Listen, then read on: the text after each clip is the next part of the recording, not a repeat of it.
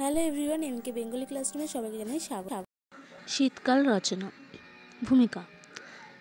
শীত পঞ্চম ঋতু, হেমন্তের পরে আসে শীতকাল। পৌষ ও মাঘ নিয়ে শীতকাল। প্রাকৃতিক অবস্থা: শীতকালে উত্তর দিক থেকে ঠান্ডা শুষ্ক বাতাস বইতে থাকে। সূর্য এই সময় দক্ষিণ দিকে হেলে পড়ে। সূর্যের তাপ অনেক কমে যায়। এই সময় রাতে শিশির পড়ে।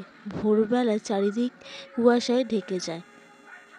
শীতকালে গোলাপ, গাঁদা, চন্দ্রমল্লিকা এবং নানা রকম মৌসুমি ফুলের চারিদিক ভরে ওঠে। উৎসব: শীতকালের প্রধান উৎসব সরস্বতী পূজা। বিভিন্ন শিক্ষা প্রতিষ্ঠান এবং বাড়িতে এই পুজো হয়। তাছাড়াও বড়দিন, নবান্ন উৎসব, পৌষ পার্বণ, বাড়িতে পিঠে পায়েস আয়োজন। ভ্রমণ এবং বনভোজনের উপযুক্ত সময় শীতকাল।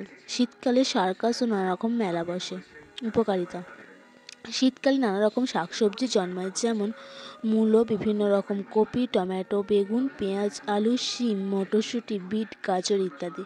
খেজুরের রস এবং খেজুরের গুড় এই সময় পাওয়া যায়। এই প্রধান ফল কুল, কমলালেবু এবং নাশপাতি। শীতকাল মানুষের পরিশ্রম এবং হজম ক্ষমতা বাড়ে।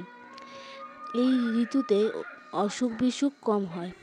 অপকারিতা: দরিদ্র মানুষ শীতের প্রয়োজনীয় পোশাক কিনতে পারে না। তারা শীতে খুব কষ্ট পায়। এই ভয় হাত পা ফেটে যায়। উপসংহার: ধীরে ধীরে উত্তরে বাতাস কমে আসে।